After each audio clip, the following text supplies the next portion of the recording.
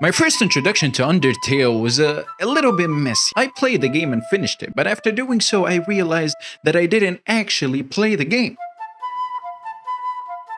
Let me explain. At that point I had started a YouTube channel, a different channel than this one, and I was trying a bunch of different kinds of videos, and one of them was commentary gameplay. So I chose Undertale to be the game I play. I went through it for the sake of making videos of it, not for the sake of playing. And all I was thinking of during my playthrough is how I can make this as entertaining as possible, not just have fun with it. I was given each character voices to give the game more personality, or to be more specific, to give it my personality. And doing so made me less immersed in the game, kinda, I'm not gonna lie. But don't get me wrong, I had the fucking time of my life. It's not that I wasn't having fun with the game, I was, but I was having more fun making videos of it and trying to be entertaining than playing. I was kinda like meditating.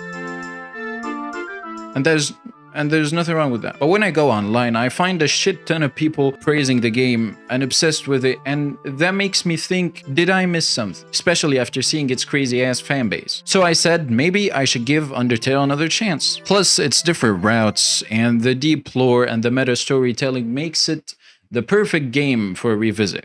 It'll probably feel fresh and feel like a new game. So, ladies and gentlemen, I made my research. There is 3 routes in Undertale. There is the neutral route, which gives you the neutral ending, where you fight Flowey, and this is the one that I got before, in the playthrough that I was telling you about, the one where I was not playing the game, and you know what I'm talking about. There is the genocide route, where you kill every living thing and become Satan. I want to do the genocide route for only one reason, and that is to fight Sans, because his fight is amazing. But I literally can't bring myself to. I love the character so much. I can't kill Papyrus. It's non-negotiable. I can't kill anyone.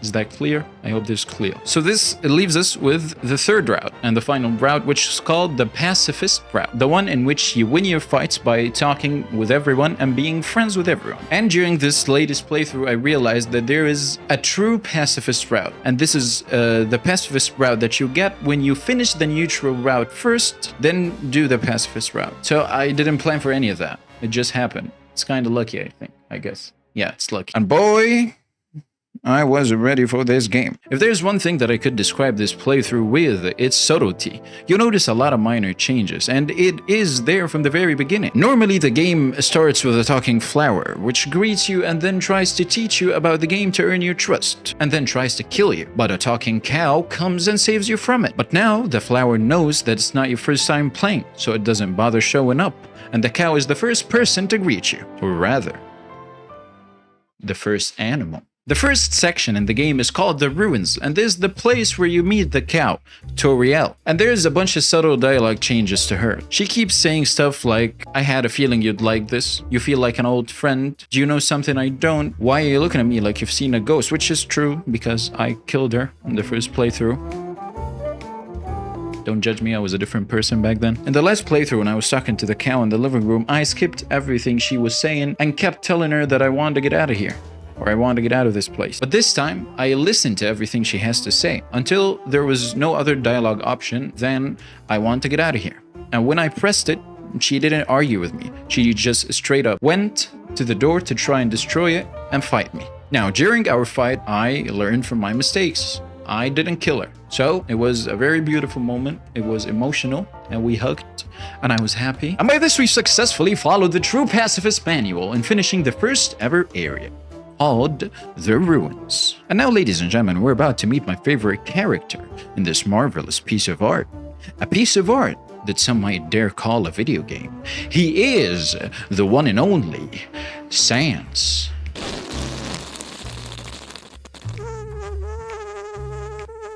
After he does the old whoopee cushion and the hand trick, we're met with another subtle dialogue change, where he says, have you heard it before or something? You turned around before I said to, and then continues on with his jokes. You meet Sans' brother, Papyrus, and when they're plotting together, you see him asking if he knows me from somewhere, because I feel familiar to him. Boom, subtlety.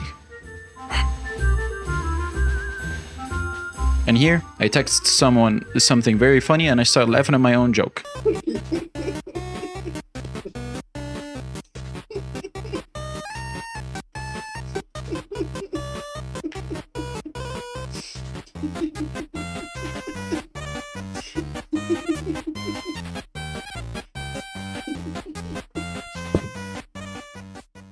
By this point, ladies and gentlemen, we've entered this place called Snowdin Town. When I see the town's name and the music starts playing, I feel a good vibe coming from this place. And even though I've been here a lot, this time it feels more welcoming. I talk to the town shopkeeper and ask him a bunch of questions, and he starts telling me about the monsters' history and stuff, and how they live their lives enduring the day-to-day struggles by holding on to hope, and that someday they will be free. And I like that stuff. And last time I played, I didn't really care about this kind of optional conversations because I was only trying to finish the game. As I said, I wasn't really paying attention to what was happening, except I was, but I really wasn't. You get what I'm trying to say. I start going around the city. I find an inn. They tell me a night here costs 80 bucks. I say, why the fuck not? I sleep, time skip, I wake up. They give me my 80 bucks back because it's only been like 2 minutes. And this is kind of funny, I'm not gonna lie. I went to Grillby's, this town's restaurant, because I wanted to familiarize myself with the place before coming later with Sans, because there's a section where you come with Sans to this restaurant and you talk. We're talking about, don't worry. And I love those little conversations. It's really amazing how just good writing can make a personality appear. What else? There's a rock with a mustache who yearns for the good old days. There's a guy who has a door knock fetish. There's a wolf who throws ice in the water for no reason. There is a library. It's spelled library. Then you fight Papyrus. I love this dude. He starts the conversation by saying how he feels like I'm an old friend, and then comes to the conclusion that we met online. Then we start the fight. Papyrus is the second boss fight that you have the option to be friends with in order to get the true pacifist ending. So I flirt with him, and we become friends, and then go on a date. And turns out, ladies and gentlemen, that not only you have to be friends with a bunch of characters in order to get the true pacifist ending, no, you have to go on dates with a bunch of them as well. The last thing you go through in Snowdin is the scene with Sans in Grillby's that I was talking about earlier. See how I'm tying everything in this video? I was eagerly waiting for any subtle change in the dialogue, and to be honest, I was disappointed. It's a great scene, but I think it could have been greater. And by that, ladies and gentlemen, we've successfully followed the true pacifist manual, finishing the area called Snowdin Town. And we continue on to the next area called Waterfall. On the way from Snowdin to Waterfall, you come across a waterfall, and there's an echo flower close to the waterfall that tells you that there is something behind the waterfall. So I go and check behind the waterfall, and there is something behind that waterfall. It's a tutu. We get introduced to Undyne, and Undyne is one of those characters that you have to be friends with in order to get the true pacifist ending, but it's a little bit difficult because she wants to kill you. Also, I didn't understand this puzzle, and I was too lazy to search for the answer. So please comment what it is. Oh yeah, now I come across this save room.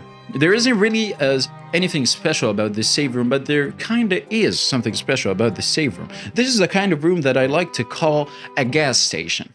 I'll tell you what that means. When you're going on a trip or any sort of long drive, being on the road, whether you're driving or not, feels a little bit exhausting. And gas stations are places that offer you an opportunity to breathe. And rooms like this work the same way. They allow you to sit still for a while, reflect on what you were doing, take a breather, and refill your energy before getting back on the road. And I couldn't solve this puzzle as well. The next encounter with Undyne happens, and there is nothing particularly interesting about it. But when she corners you and you fall down, somebody comes and saves you. I still don't know who that is. There's a bunch of context clues, but I can't 100% figure it out. There's a side character called Napster Blook who you meet, and then he invites you to his house. And the reason why I love this guy so much is because he says that one of his favorite things to do after he eats a good meal, he likes to sit down on the floor and feel like garbage.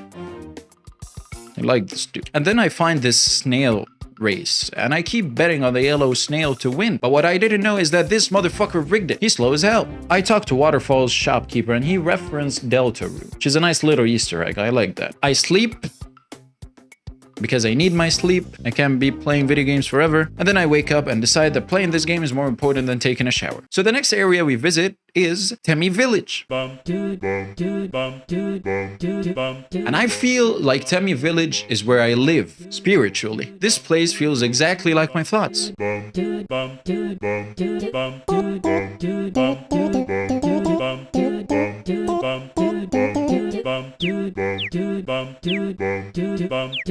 I love this place. There is an egg it's hard-boiled. I give one of them AIDS. I could pay for the shopkeeper's higher education. Mushroom explains to me their inner torment, how they're trapped inside this place by their hyphae, how they struggle to pull away, how they struggle to escape, but to no avail, and there's a discount on food. After that, ladies and gentlemen, we fight Undyne. And the last time I fought her, I went crazy. I thought she was the hardest fucking boss fight ever existed in the history of video games. But now, she was, very surprisingly, a very easy boss fight. And I think I could say the same for most of the boss fights in this game, except Sans, maybe. But that doesn't undermine the fact that it's a very fun and creative boss fight. She notices that we were friends in an old playthrough, and tells me that she's feeling something warm. Nice. And then we head straight to Hotland. The first thing we come across is a lab, and in it we mysteriously find the screen that's following our every step. Then we get introduced to the scientist Alphys. And let me say it right away, I don't like her.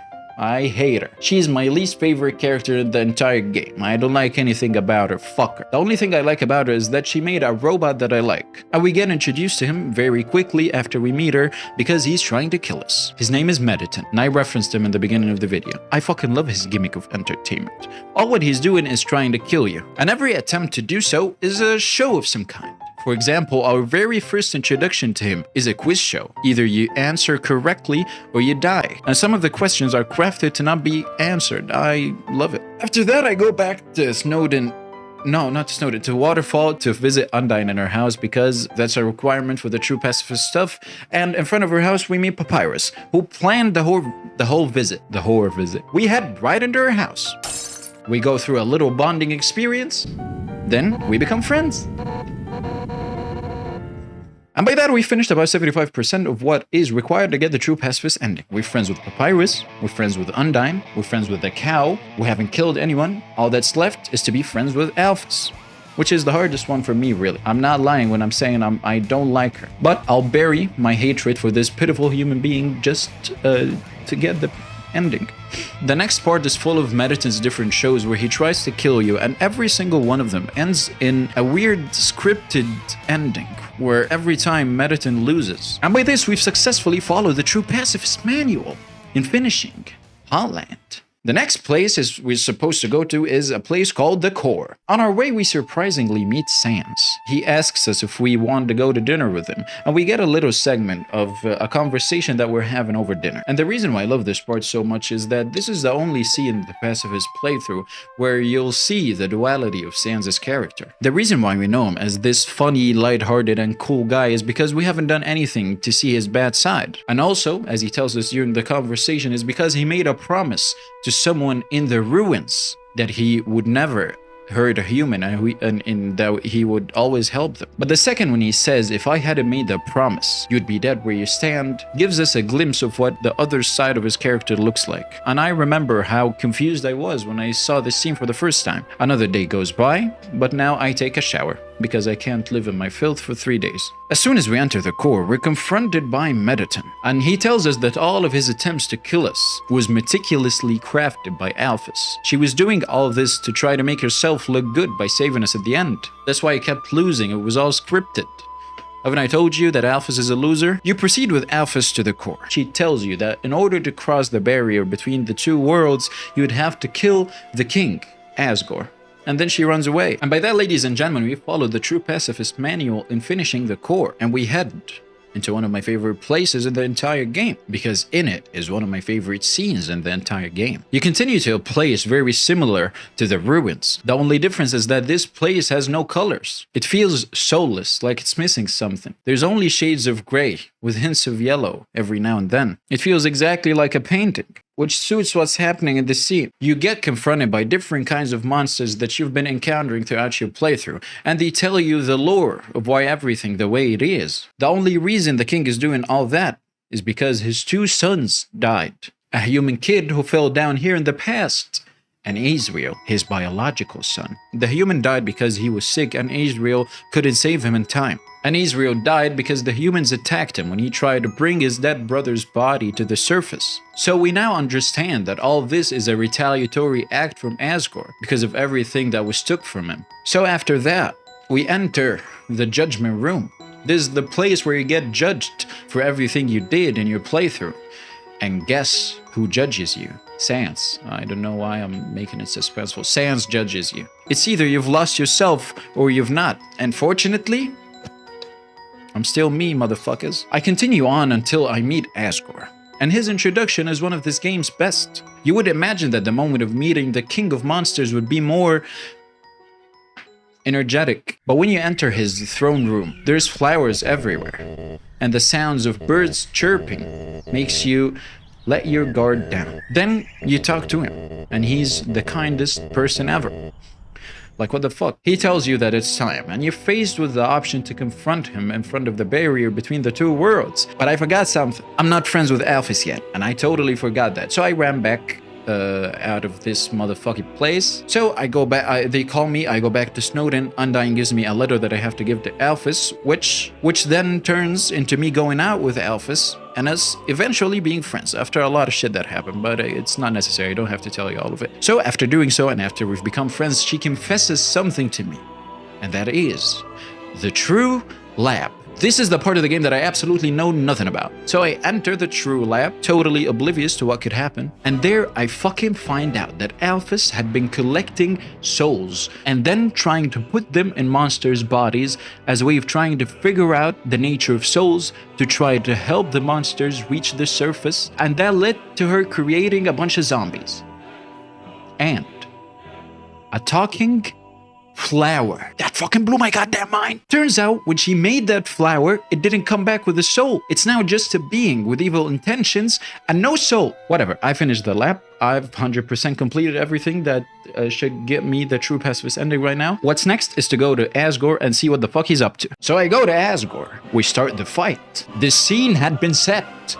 And before he whips out his weapon to kill me, the cow comes and saves us from killing each other. And turns out, ladies and gentlemen, Toriel, the cow, was the queen all along. And I become a marriage therapist for a little bit between those two. They keep yelling at each other, and I had to sit there and listen. And their yelling ends in Asgore asking her if they can be friends again, and she refuses. Poor guy. And then Undyne hops out of nowhere, says that we have to stop fighting, and we all have to be friends, and we don't have to kill each other, and that good stuff. And then Alphys shows up, and then Papyrus shows up, and fucking Sans shows up, and turns out the promise that Sans made to not kill humans, you remember what I told you, that he made a promise to someone in the ruins, that someone in the ruins was Toriel all along, so now they know each other and they become friends. It's like meeting your online friend after 6 years of not had, you know what I mean? Meditan's leg shows up, Meditan's leg leaves, you get every friend you made in front of you, there is still hope, and it's all looking good,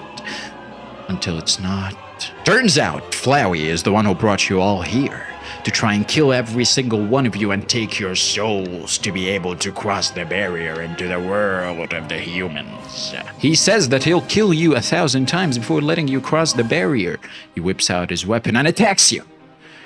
But the cow blocks his attack from reaching you. I salute you, cow, for your brave endeavors. Papyrus blocks more attacks. They all keep cheering you on. Sans says, you haven't beaten this guy yet? I fucking love Sans. Everyone is blocking Flowey's attacks, and everyone you've met is coming to help you. Flowey is getting overwhelmed by the number of friends you made in your entire journey.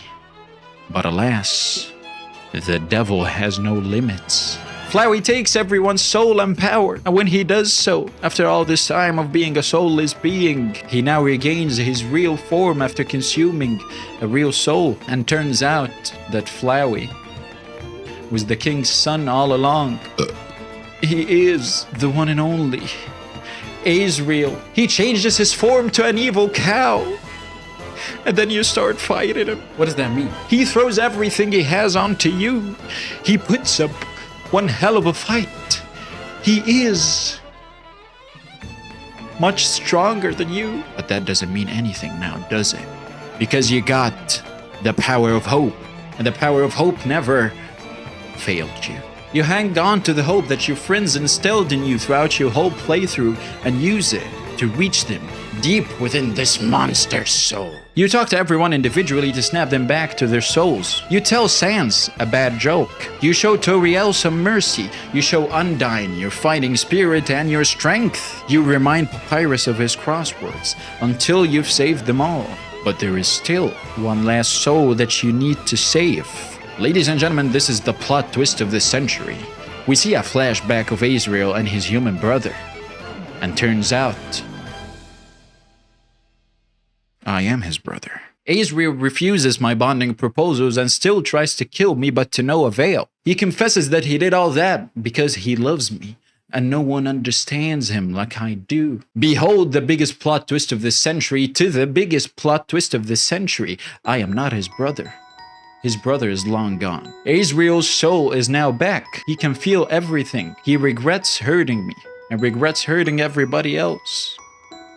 But I forgive him. He uses all the souls that he consumed to destroy the barrier between the two worlds once and for all. And I hug him one last time. One last brotherly hug before he dies. Before he gives the souls back and return to being a soulless flower, he tells me that I'm doing a great job and that everyone loves me. He says goodbye, walks off into the darkness. Everyone comes back. We take one last walk throughout the monster world, and then we head on out of this place to look at the sunset before having our earned happy ending. And I sit there, staring at the screen, speechless, realizing that only now I had played Undertale, not just recorded it. Alright, let me drop the act for a while. This playthrough will forever be stuck in my head, and it proved to me that Undertale is not just a game that you play once and be done with it. It's a layered journey that's different for every player. It's not bound to a single playthrough, it's not bound to a story, and it's not bound to time. Undertale is really timeless. Thank you very much for watching and listening to me ramble this long about a game that I like. I really fucking appreciate that. If you like this video, I'd encourage you to subscribe and press that bell to not miss any future similar content. Don't forget to like the video, and while you're here, drop a comment. Tell me the reason why you played this game in the first place, and what was your opinion upon finishing it. And don't hesitate to tell me if I got something wrong in the video about the game. That's all. See you in the next one. Goodbye.